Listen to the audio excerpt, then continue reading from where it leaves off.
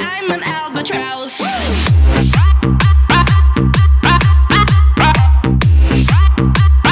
I'm an albatross.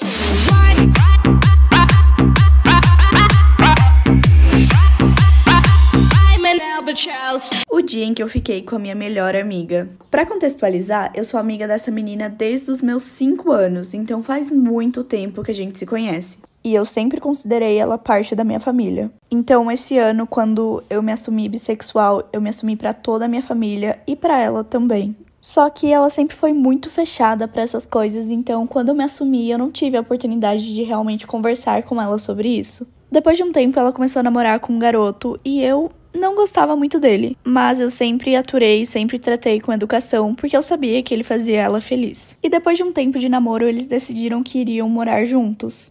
E eu achei isso bem estranho, porque ela só tinha 17 anos. Mas enfim, como eu já disse, ela era bem próxima da minha família, então no aniversário do meu tio, ela foi convidada. Só que nessa festa, ela chegou sozinha, sem o namorado. A festa tava muito boa, eu tava me divertindo horrores com ela e a gente começou a beber. Já posto a parte 2. Parte 2 de quando eu fiquei com a minha melhor amiga. A gente tava se divertindo muito na festa e começamos a beber. Depois de um tempo, as duas já estavam um pouco bêbadas e foi aí que ela começou a me puxar.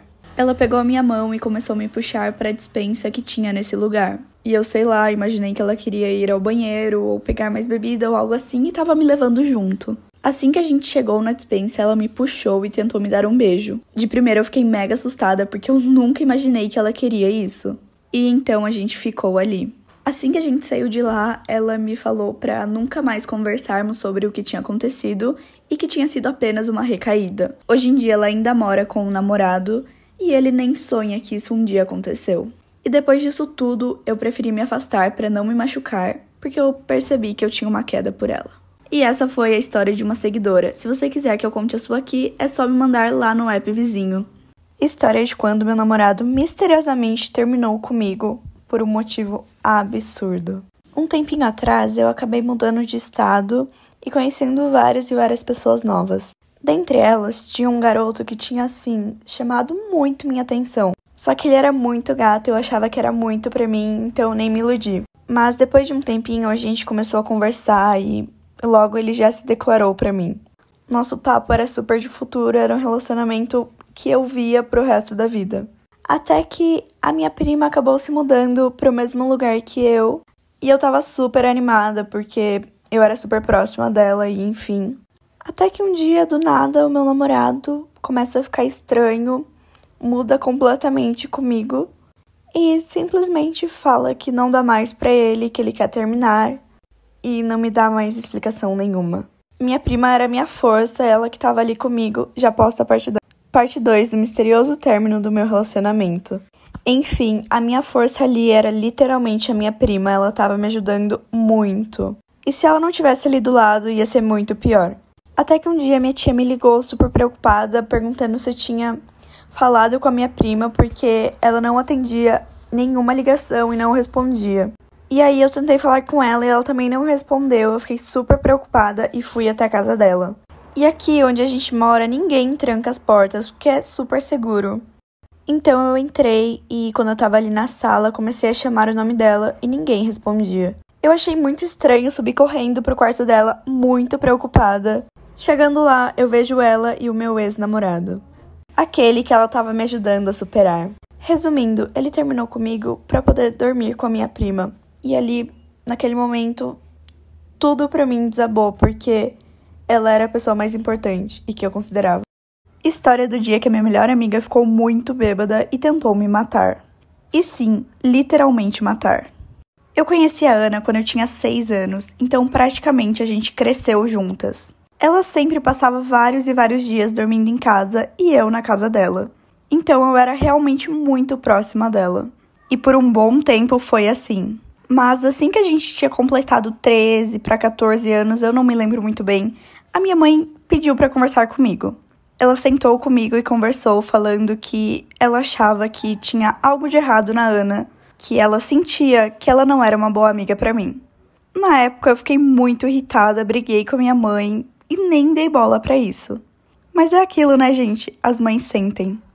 Um dia depois do meu aniversário de 15 anos, eu e a Ana saímos para beber, já que a gente nunca tinha bebido nada, então decidimos ir juntas. Mas foi aí que começou a ficar bizarro, já após a parte 2. Essa é a parte 2 de quando a minha melhor amiga tentou me matar. Então, nesse dia específico, a gente se arrumou juntas. Nossa, eu lembro que a gente estava muito animada para isso. A gente foi encontrar nossos amigos, ficamos lá, bebemos bastante. E assim que eu vi que eu iria passar mal, eu parei de beber. Mas a Ana não fez a mesma coisa, ela continuou bebendo e bebendo. Então, como ela estava muito mal, eu decidi que iria levar ela para minha casa, para ela não ter que voltar para casa dela sozinha. Assim que chegamos lá, minha mãe percebeu o que estava acontecendo e ficou muito brava comigo. Ela estava tão brava comigo que ela começou a me xingar na frente da minha amiga e falou que não suportava que eu andasse com a Ana. Disse que ela era invejosa, que ela tinha certeza que todas as minhas coisas que sumiam era a Ana que pegava. Eu fiquei muito sem graça e fui pro meu quarto. Assim que eu entrei lá, a Ana tinha tirado uma faca da mochila dela. E ela começou a falar que tudo aquilo era realmente verdade. Eu comecei a gritar, meus pais foram correndo pro meu quarto e me ajudaram. Mas eu nunca mais falei com essa amiga. Esse é o motivo pelo qual você não deve fazer parte de um trio de amizade. Isso aconteceu faz um tempo e na época eu tinha 2 melhores amigas, a Gabi e a Júlia. E a Gabi era aquele tipo de amiga que sempre quer ser a superior. E toda vez que eu e a Júlia estávamos conversando sozinhas, a Gabi fazia questão de vir e nos xingar. Simplesmente, na cabeça dela, eu não poderia ter outras amigas que não fosse ela, e eu e a Júlia não poderíamos ter uma amizade sem ela por perto. Até que, em um dia, eu precisava conversar sozinha com a Júlia, porque eu estava passando por momentos difíceis na minha casa. E como a Gabi era aquele tipo de amiga que só quer se aparecer, quer ser a superior, eu senti que eu não poderia contar com ela. Então, estava eu e a Júlia conversando, eu estava desabafando total com ela. Até que a Gabi chegou, olhou pra gente com uma cara mega feia e saiu. Um tempo depois, eu percebi que tava todo mundo olhando pra mim e rindo. Mas eu nem imaginava a merda que a Gabi tinha feito. Gente, tô stalkeando e seguindo todo mundo que for no meu Reels novo agora e comentar. Já posta a parte 2. Continuação do motivo pelo qual você não deve nunca participar de um trio de amizade. Assim que eu percebi que tava todo mundo me olhando e rindo, a Gabi me mandou uma mensagem. E tava escrito, isso é pra você valorizar a minha amizade. E foi aí que eu descobri o que ela tinha feito. Ela simplesmente tinha vazado e espalhado um nude meu pra quase todo mundo da escola. Ela criou um grupo com várias pessoas da minha escola e mandou uma foto minha pelada. E antes que vocês me perguntem, o motivo dela ter essa foto é porque eu queria saber se estava boa ou não antes de mandar pra um garoto. E sim, eu fui burra a esse ponto. Quando isso aconteceu, eu fiquei tão mal que eu nem conseguia sair de casa. Eu só chorava o dia inteiro. Os meus pais quiseram me matar, vocês não têm noção, eles ficaram muito bravos. E até hoje eu não me sinto 100% bem com o meu corpo e nem consigo confiar em nenhuma amizade.